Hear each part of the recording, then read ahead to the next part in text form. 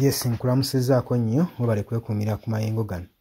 Robert Kyagulanyi Ssentamu avuddeyo n'amookinga General Muhoozi Kainerugaba. N'amugamba nti nno katulabe ebijja mu maaso. Jjukira nti nno bano bategese olulwana Sinzeggu lwe bagenda okuba nga bakakasizaamu ani agenda okuba nga amegga banne munne ku bano ababiri. Jjukira nti nno ebizze bitambula biraga nti nno Robert Kyagulanyi Ssentamu President wa National Unity Platform azze akiranga lwatu saako ne Muhoozi Kainerugaba okubanga bagenda kubaayo n'olulwana Sinzeggu envunula libibya basobole okubanga beemala eggobe mu kibya wano waveewo okuleleŋŋana tulabe ani akira ku munne. Jjukira nti nno akuwa ku profile z'abano Robert Kyagulanyi Ssentamu amanyikiddwa nga Bobi Wine eyali musician n'ava n'adda mu byobufuzi era yatyatiikirira nnyo nga yeesimbyewo mu kifo ky'obubaka bwa Parliament era n'abulya bubonero bwonna 10 ku kinnaakyo. Wabula tukimanyi bulungi nnyo oluvannyuma lw'okuva bw'MP yagenda maaso n'okuba nga atondawo ekibiina kye bayita National Unity Platform era nga ye president waakyo. Kitegeeza ki? Nkulayitira profile zaabwe okuweeyinga obuzito bwabwe bonna gwolondeko ani anaakira.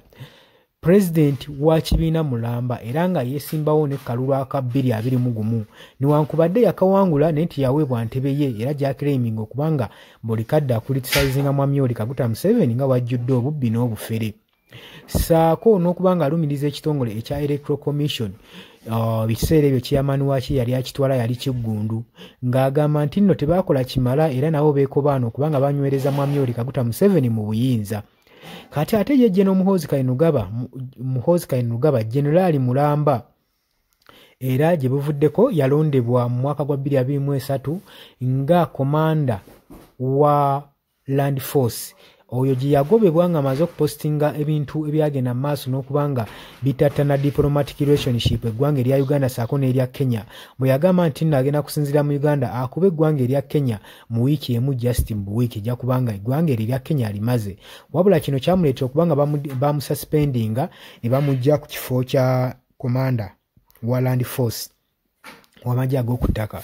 Newankubadde yagobebwa yalankingibwawo okubeera nga General Laali ajjudde era n'aweebwa ekifo kya Chief of Defence Force akulira amagye ga UPDF gwe mukwano gwange ali eyampuliriza. Kaakati Robert Kyagulanyi Ssentamu wabadde ku NBS asinze okwo n'agamba nze ndowooza okulereŋŋana n'okkaayana tugenda kumala gobyo mu kibya wabula tugende mu ringi egenda kusalawo ani generali omutuufu n'ali feeke. Kiraga nti Robert Kyagulanyi Ssentamu agenda maaso n'okuba nga yeepikira olutalo luno oba ringi eno egenda okubeerawo masekati ge ne General Muhoozi Kainerugaba. Era juzi ku social media yamupostingidde obubaka obumulaga nga mumugamba nti nno Muhoozi Kainerugaba singa nkukuba yamugambye wonkuba mu ringi ngenda kukwitinga politics muveemu obutaddamu kwenyigira bya politics.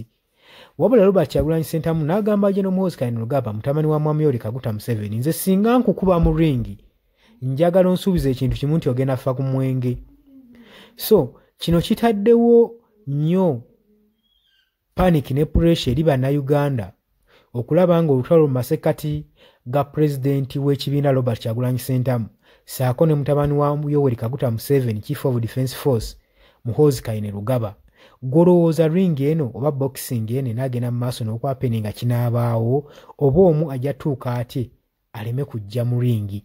Olowooza otya ku nsonga eno? Nkwanirizaako mu comment section. Mbaagala nnyo mwebale kwekuumira ku Yugi Update TV.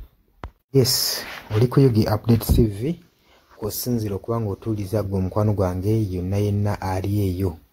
Gwe nagambye agala otweyungako, agala okweyunga ku channel eno, kirira wansi waliwo ekigambo subscribe kikooneko okoonene mukadde temwerabirako na mukadde kubanga akadde ako mukwano gwange gakuyambako nnyo okuleetera notification message bwe waba nga waliwo information yonna gye tutaddeko. Ate buli w'osubscribing obeera otufollowinze kitegeeza buli kimu kye tunaateekako ojja kubanga okifuna gwe mukwano gwange. Leka okipingwe ng'oli updated ku buli kimu ekigenda mu maaso mu ggwanga gwali eyampuliriza. Abali mu Qatar, Oman, Dubai, Saudi Arabia, abali Dubai, abali mu US, abali mu UK, abali Canada, abali mu South Africa, namwe abali mu Rwanda, Kenya, nalekani menyani, namwe abali mu Asia, matumiddeko nnyo mwe bali kwekumira ku Yugi Update TV. Mwe mbezezaawo amayengo gano aga Yugi Update TV. Mikwano gyange sola bebaza kinnoomu wabula nsazeewo nkozese lino eddoboozi ery'ewamu nsobole okubeebaza mwe bali kuyimirizaawo channel eno, mwebale mwabajja naddala mwabajja mu comment section ne mukomentinga ne muteekako endowooza yammwe ne mutangaaza bannayuganda ku ki ekiteekeddwa ekituufu okukolebwa gwe okusinziira ku ndowooza yo. So muna batajjangako mu comment section, mbakubiriza okujja mu comment section muteekeko ebirowoozo byammwe mutangaaze eggwanga ku biki byaba bagenze mu bukyamu ne bikolebwa mu bukyamu eri bannayuganda. Dani ku Airlines e Kenya nawe nkutumiddeko ennyo naye jangu mu comment section oteese, toteekako buteesi linnya lyo, mujje mu comment section mwe abasharinga, aba likinga namwe abasubscribinga mwe muyimirizaawo amayengo ga channel eno. Eyo namba y'essimu gye mbateereddaawo eya nooti 726 nooti emu 67994. Eyo enamba ya WhatsApp eri mu kimyufu. Ye namba gy'ogenda oyita kuba gy'osobola okuyitako gwe mukwano gwange ayagala okulanga wamu naffe. Ngw'alina bizinensi yo ng'ogyagala tugikulangire nga wandyetaazo gikulangira. Eyo namba gy'oba oyitako ku WhatsApp osobole okuba nga naye bizinensi yo gikuba abantu tugikulangire gwe mukwano gwange ali eyo ampuliriza. Nengenda maaso n'okulabula abantu ku biki ebigenda maaso mu ggwanga naddala nga akalulu kano aka 2026 katuukuse kengedde. Kati buli muntu alina kubeera vigilant, olina kubeera bulindaala oleme kutunda mwoyo gwo mukwano gwange. Waliwo abatunda emyoyo gyabwe olw'M1,1500 sukaali. Gwe beera ng'omanyi akaseera we kanaatuuka akakuba ballot paper, beera nga manyi omuntu ng'omanyi omuntu ogw'ogenda okuwa, gw'ogenda ottiikinga, gwe gw'olaba asobola okukulaakulanya ekitundu kyo constituency yo, gw'olaba agenda otwala eggwanga mu maaso. Bannange tusibwa nnyo akatambaala mu mutwe mu biseera nga bino. Newankubadde obwavu babubalumizza mutya, totunda mwoyo gwo ku lw'akantu katono, wabula saasira ku ggwanga lyo, osaasire ne ku zadde lyo, osaasire ne ku future weenaabeera. Lowooza ku by'emu maaso.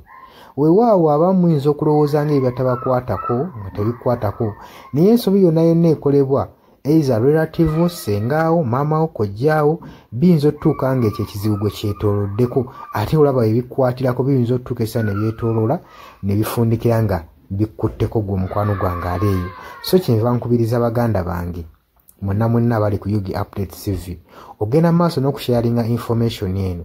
Baganda baffe beebeereremu ate era baleme kutunda mwoyo gwa ggwanga, babeere nga batambulira ku mazima, nga bayimirira ku mazima, nga bayimirirawo ku lw'eggwanga lyaffe erijja mu maaso, ku lwa future y'abantu baffe n'eggwanga lyaffe mu maaso, kubanga buli muntu ekigenda mu maaso kati akiraba. Bw'atalaba kigenda mu maaso nkakasa obeera muzibe. Ate era ne muzibe naye alina byawulira ebimukyemula omutima, kati n'amanya nti no mu ggwanga mulimu kino. So nkubiriza buli omu obeere lalabayi wa munno, osobole okuba nga oli kalabaalaba w'oyo ku biki ebigenda mu maaso. Obakubirize n'omubakubiriza. Waliwo abali mu byalo nga tebamanyi kigenda mu maaso, mubaagaliza subscribinga ku mikutu gino bategere ebigenda mu maaso mu ggwanga lyaffe. Wakati smartphone zajja gwe mukwano gwange ali eyo. Wabula mbaagaliza olunaku olulungi, mubale kwekumira ku Yugi Update TV. Mwabatana subscribinga mugere maaso n'okusubscribinga.